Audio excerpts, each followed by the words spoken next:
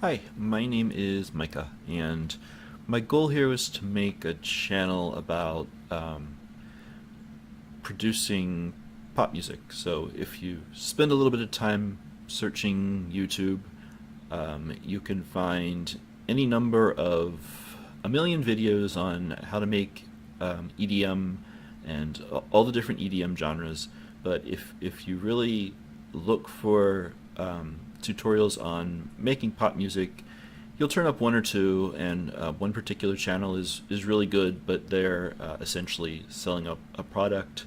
So I wanted to put together some information about how you might start if you're a beginner, you love what you hear on the radio. My preliminary focus is actually K-pop, so obviously I love American pop as well, but I wanted to learn how to be able to make these kind of genres, and yeah, anything goes. You can kind of do whatever you want. A lot of people don't like pop music. It's too simple. But when it comes down to it, you still need to be able to put together the basics. So I'm kind of new at this. I haven't been doing this for very long, and I thought it would be helpful to kind of sit down with what I found in my search, and actually what I didn't find, I guess, is more important, and be able to put together something for beginners who want to learn how to produce in anything, but particularly different pop genres. So typically, we'll be sitting at the DAW. I use FL Studio. So this will also be a kind of how-to FL Studio channel. Obviously, I'm still learning, so I'm not seamless. I don't know how to do everything there is, but it's helpful to I think be able to watch someone who doesn't know what they're doing and be able to figure out kind of on the fly how to do things. Because especially in FL Studio, there's 100 ways to do any one particular thing, and everybody does it slightly differently. So it's always helpful to see different ways how to do different kinds of workflow. So today I'm just going to have this PowerPoint presentation, and I'm just going to put on here a few observations.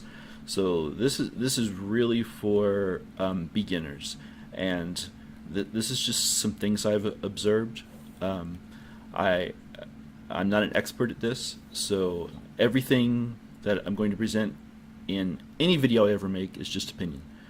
A lot of it might be wrong, but it's the way I've seen things and the way I've learned things, and hopefully it'll be helpful to someone out there. So let me switch slides here. So what I'm going to talk about in this fairly short video is the way that people have been making music for a long time. So kind of what I mean by classic is not classical, although it applies to classical as well, but let's just say classic stuff you'd listen to on the radio kind of music. So the first thing that a composer would typically do is write some lyrics, especially if they consider themselves a lyricist. So you start with the lyrics, and lyricists will have books and books and books of lyrics that may or may not have music. But let's assume that you came up with some really great lyrics and you want to be able to make a song out of it. So after lyrics, the next thing you would do is come up with a chord progression. So this is sort of, some might say, the most important part of making a song is the chord progression. And I think that scares off a lot of people who want to make music and don't know how to start, because you need to know a little bit of music theory to be able to do this. Not a lot, just a little. And you can learn it seriously. You can learn it in a couple hours. And it helps to have a good ear. It helps to be able to listen to music and be able to know what's going on in the songs you're listening to, especially in the songs you like. And that's really essential. But you don't need to be able to dissect every single interval in every chord. in every song that you've ever listened to. You just need to have a general idea of how these things work, because essentially music is math. Whether you like it or not, the way waves work is math, and so there's math that works well, and there's math that doesn't. Unless you really love dissonance, totally different topic. So after you have your lyrics and your chord progression, then you probably come up with a melody. You might even have the melody before the chord progression, but the melody is the catchy part of the song, the part of the song that sticks in your head, the reason the song sticks in your head. Typically, you aren't going to remember really cool lyrics. You're going to remember a melody. You might remember the lyrics attached to the melody. There's been a lot of research about how music helps you remember other things that are happening simultaneously. A lot of people like to study while there's music going on because for some reason, it helps you remember what you're looking at. So oftentimes lyrics stick in your head just like melodies stick in your head, but really the song is based on the melody. The melody can be the most important thing. And then after that, you do the rest. That is a hard word to spell, and I did it incorrectly. So, and then finally you do your accompaniment. So whether that's putting in your guitars or arranging your orchestra or figuring out your percussion, all that kind of thing kind of came last. So this is how, if you were writing a song in 1970, you'd probably go about doing it. So those of you who have looked on the internet about how to do this kind of thing digitally, and let's say you've got your first DAW and you want to sit down and you have no idea what the heck you're going to do. And so with the kind of digital genres, remember FL Studio was really originally designed for EDM and those kind of genres. So the first thing that someone making digital music with a DAW is going to do is probably put down the percussion. So if you've ever watched any of the EDM guys on YouTube, the first thing they're going to do is lay out their percussion. And that's because the EDM styles, the dance styles are, you have to have the percussion. It's probably the most important part. Now, a lot of those guys think that it's the easiest part. They'll, quickly throw a bunch of beats down and their percussion, and then they're done. And so for a lot of us, it's not that easy. And so we'll spend some time making some percussion as we go. And then after you have your percussion ready, that's when you're going to do your sound design. Classic music doesn't have a whole lot of sound design. You pick up an instrument, and whatever instrument you have, that's the sound you get. But in the digital world, we can make any sound we want. And so, especially in the EDM kind of genres, the sounds are really the key to how the track sounds. And those guys spend hours and hours and hours designing 1, 2, 3, 4 sounds for their song. And the songs are really based around those kind of unique sounds. And so that's really how the digital world has changed things. I mean, yeah, you can do sound design with hardware, but now that the DAW has coming into the home of anybody who wants to try and make this kind of music, sound design is much simpler and is the most important part of designing for EDM. And then what you're going to do after you have your percussion and your sound design is lay out your structure. So EDM genres are very structured. So they have a set tempo and a set way that the kick and the snares are going to sound. So after you have your sounds, you're going to lay out the structure for your song. And that's going to be, you have your 8 measure intro, 16 measure, or 16 measure drop, etc. And then finally, once you have all that laid out, you can do whatever melodic thing you want to do. So typically these kind of genres are very melodically simple. They've got a simple progression in a minor key, and that's pretty much all there is to it. And a lot of times the melodic parts can be an afterthought, and that's fine in these kind of genres. Okay, so we know how it used to be done, and we know how it's typically done for EDM, but if you want to make a pop song, what's the best workflow? So for pop music or K-pop synths, pretty much anything goes. You can use whatever workflow you want. But what I've found is that the kind of workflow that tends to work for me is a little bit different than what the classic workflow would be. So you can start with a set of lyrics and then chord progression, etc. But you have to know a little bit about what the song's going to sound like in your head. So if you write lyrics and you kind of have an idea what the song sounds like, and you can envision what the chord progression is and how that's going to sound when the song is finished, then the classic way to do this, someone who actually has a ton of talent, is the best way to make a song. But for those of us who are a little less talented, there's some easier ways to be able to put together a song where you don't have to be able to hear it in your head. So a lot of times you're going to sit down at the DAW and you start fiddling around and you don't know what you're going to end up with. And that's fine. Even people who have been doing this for years admit that a lot of times they just sit down and don't know what's going to happen. If you sit down intending for what the song's going to sound like, you might be successful. If you're really good at this and have been doing it for a long time, you're going to be successful most of the time when you do that. But for a beginner, a lot of times you're going to end up with something that is totally different than what you intended, and that's fine. There's nothing wrong with that. You can either try again and get something you intended, or go with what you end up with.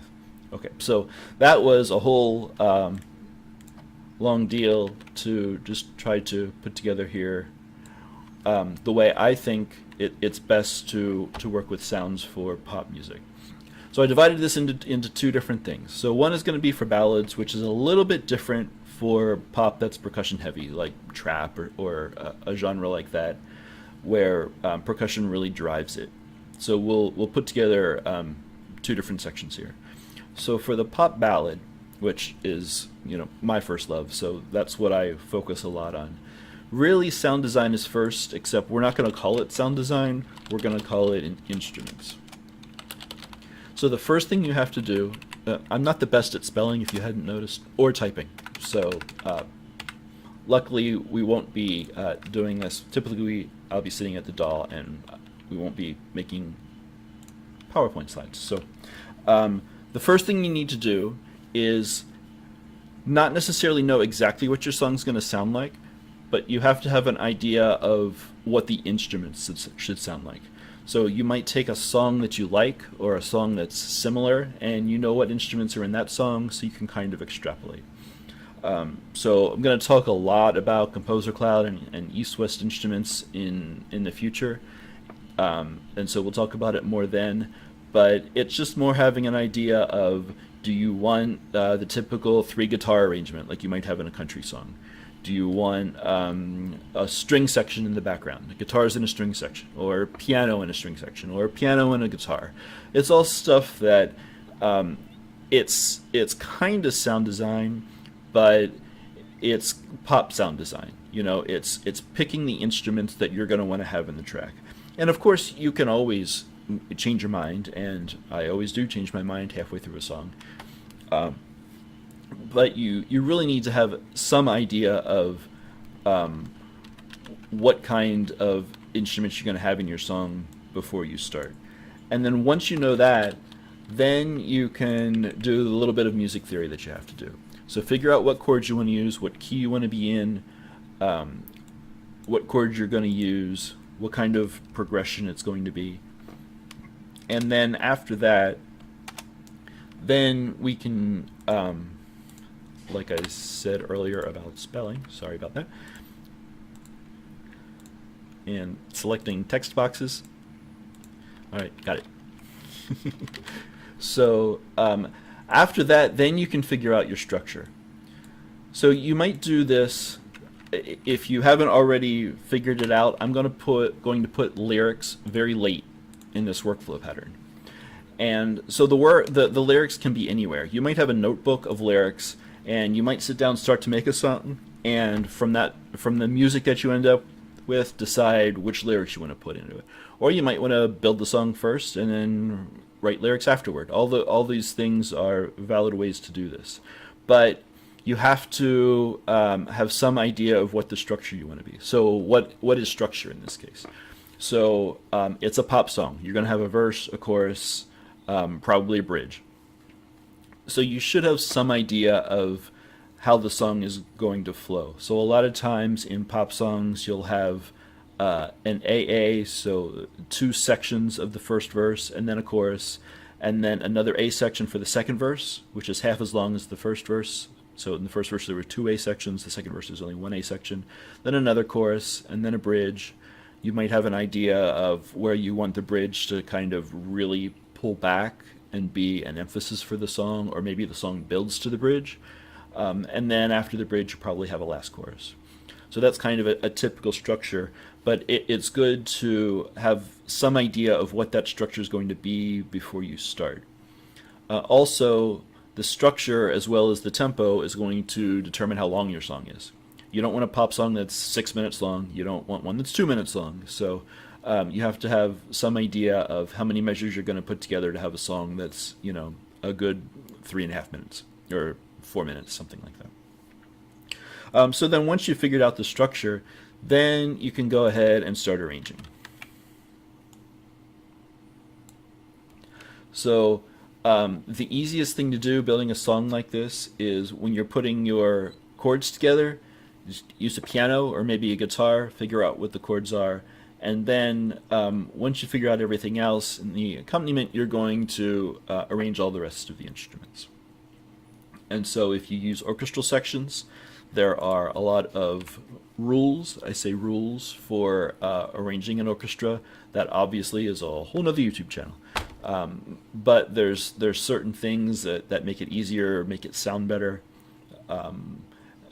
If you use strings, everybody will tell you that arranging the strings properly makes it much easier to mix and such later, which of course is true. You have to arrange them properly, etc., etc. So after you've done your accompaniment, then you can figure out what you might want your lyrics and melody to be. So one thing I find, I suck horribly at making melodies. I can't just, I can never do commercial jingles because coming up with a melody is really hard for me. But what I find is if the song is arranged and almost all of the accompaniment is done, then the melody just kind of falls in between the chord progression. So it's much easier for me to come up with a melody if the rest of the song is pretty much already finished. So, and we'll talk about that more as we actually make some, try to make some music. But at this point then, you can put in the melody before lyrics, after lyrics, probably after lyrics. It's good to know what your words are before you figure out what the length of your notes are. And then the last thing you might do, unless you're a drummer and think it needs to be first, which is, of course, perfectly fine. Everybody thinks that the instrument that they love most is most important in a track, which is fine, and it's also why if you love a certain part of your tracks, you should probably have them mixed and mastered by someone who is not you, because you're always going to favor that instrument. But we'll talk about that more later too. And then the last thing you might do is throw in some percussion. So unless you've got, well, even if you have a pop ballad that's like 50, 60 BPM, typically there's going to be some sort of percussion. If you have a pop ballad that really moves, like 80 BPM, 90 BPM, then there's going to be some sort of drum loop. So these days it's real easy to have pretty much your entire arrangement done. Get a commercial drum loop or make your own drum loop and flop it in there, and percussion done. So putting it together like this, that kind of clues you in to why if you're doing something that is percussion heavy, you aren't going to do it this way, because percussion is going to need to be first. So we'll put it first.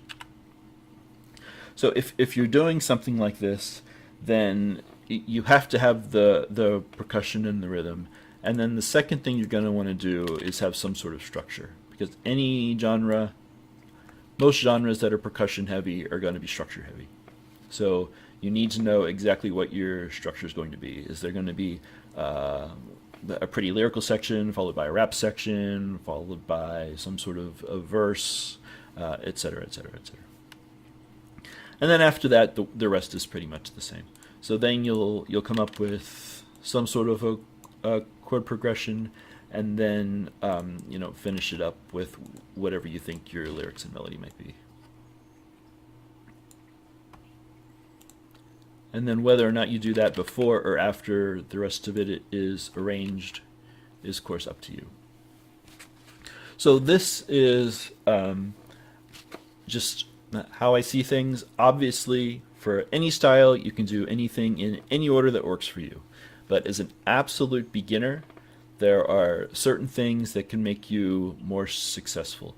So you can think about how you want to do things and talk about how you want to do things over and over and over, but you really need to actually sit down at the DAW and make a damn song. Okay? And that's the most daunting thing, is you sit down at the first time, what the heck do I do? And so that's where I'm going to try and help with this series. So one thing you can do the first time you sit down is buy a whole bunch of stuff. You can buy products, you can buy drum loops, you can buy products that make the first part easier. This product is going to help you build a song that sounds like X, and you put it in, and the hard work, a lot of the hard work is done, and then you can build around that. And that's perfectly valid. If you want to do that, go for it. But you don't have to spend that money. I prefer to save the money for VSTs, for really good sample libraries, etc., etc. So I wouldn't spend it on things that are easy to do. So I think that the easiest way to work is to think about what the song you want is going to sound like, and then sit down and make it using one of these two type of workflows. And we're going to actually do that from the bottom up. We'll build a track, and I'll talk more about that in the next video. If you have any questions, feel free to, everyone on YouTube has strong opinions and likes to voice those opinions, and that's great. Feel free to tell me that everything I just said is wrong, because there's people out there who I'm sure are going to think so. But in my opinion, there's certain ways to help you as a beginner be able to efficiently sit down and actually make something, and not be scared, and come up with something that, of course, is going to suck at first. All of the first tracks are not good. A year later, you're going to look at them and think, oh, what the heck was I thinking when I did that? And then add a few things and improve it, and then it'll be much better.